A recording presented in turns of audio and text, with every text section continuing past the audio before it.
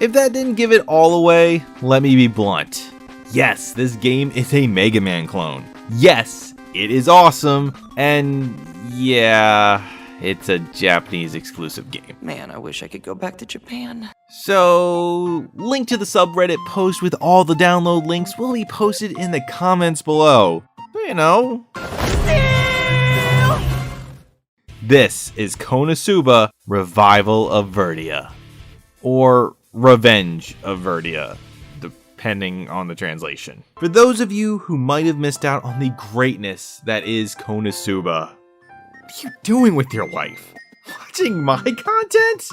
Truly, what an outstanding alternative. Bravo. Get out of here and go watch Konosuba! I'll be here when you get back. Maybe.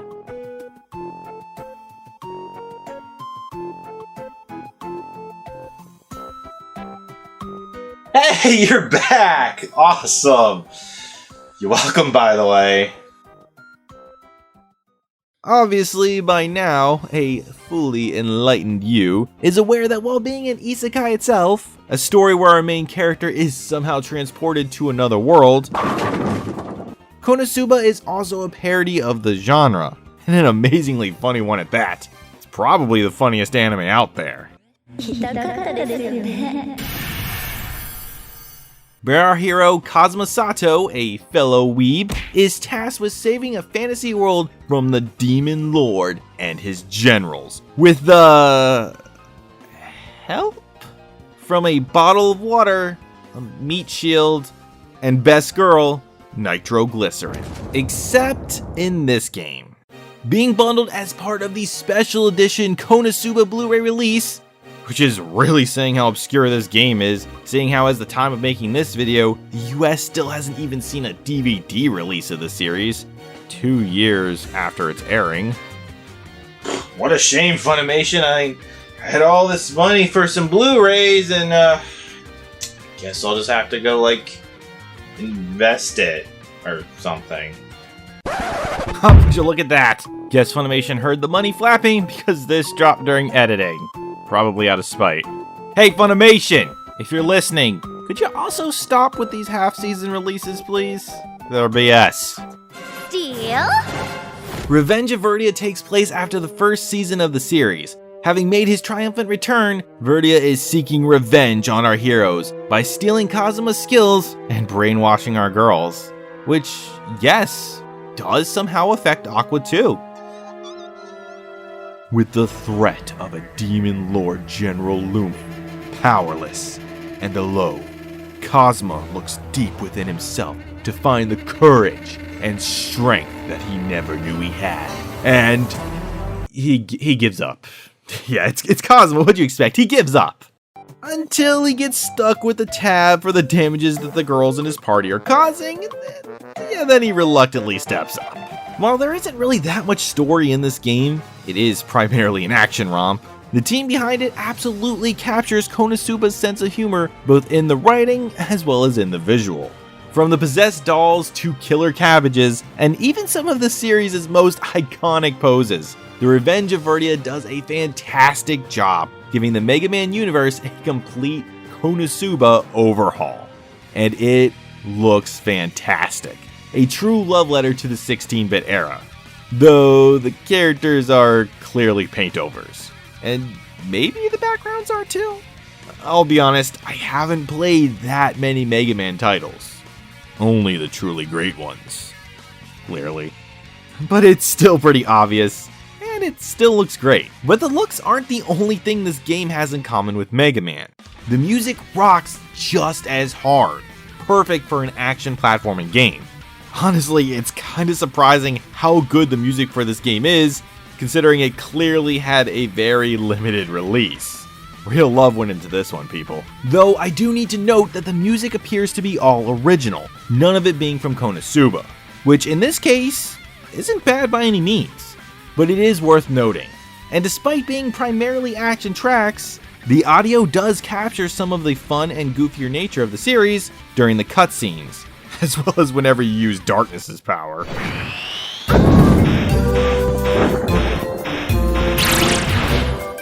Because, like the franchise this one is spoofing, that I'm sure Capcom was just thrilled to give its blessings to, Kazuma obtains a new skill each time he defeats a robot waifu. Waifu Master. Cute anime girl. And it's the skills that help to break this game away from being just a simple reskin of the Blue Bomber. I mean, sure, when Kazuma takes down one of the trio, he gains a new power. Explosion magic, party tricks, masochism. Wait, masochism? Really? Funny thing is, it's probably the most useful skill in the game. But that's not the only way to get skills. Konosuba also being a parody of classic RPG tropes, it would only make sense that they added some RPG elements to the game. The skills Kazuma's known for, steal, freeze, create water, all have to be purchased and can be upgraded.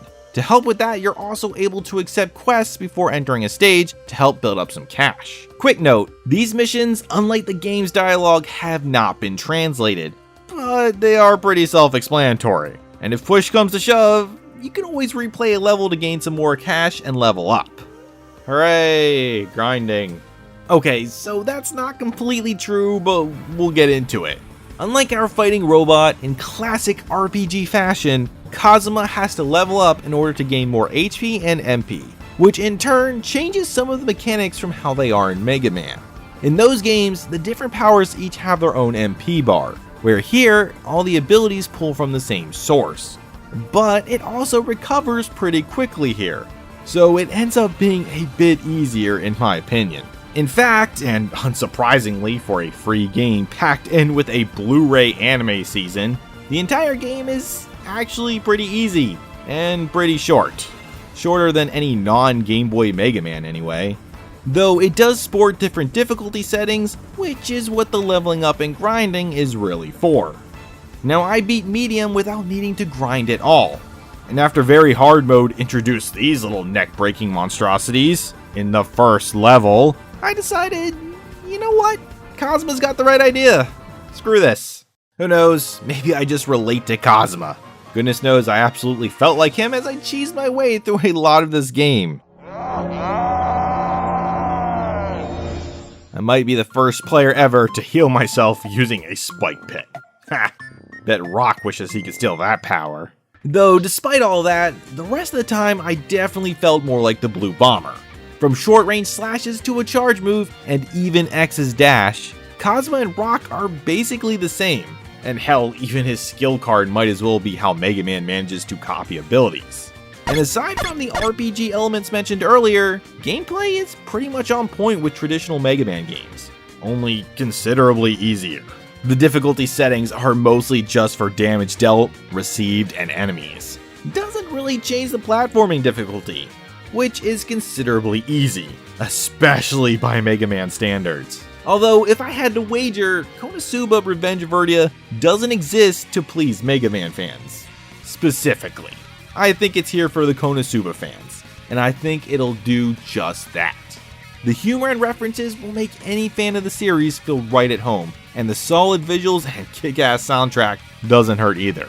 And while the game isn't that tough, it isn't exactly a cakewalk either, especially on harder difficulties. Seeing as how it's a pretty safe bet to assume that most Konosuba fans are probably gamers too, I think you'll like it. And even if you're one of those completely insane people who have never even watched Konosuba before, if you like action platformers, especially Mega Man, I think you'll enjoy this one as well. It's definitely worth checking out. I recommend it. Hey everyone, Spammer D here, and thanks for sticking around this long, because I got a fun little game for you. You know darkness, right? Yeah, darkness. Anyway, I want you to think of the subscribe button as darkness, and smash it as hard as you can. I'm not sure I like the context of that. Still do it though. Anyway, as always, thanks for watching, and never stop gaming.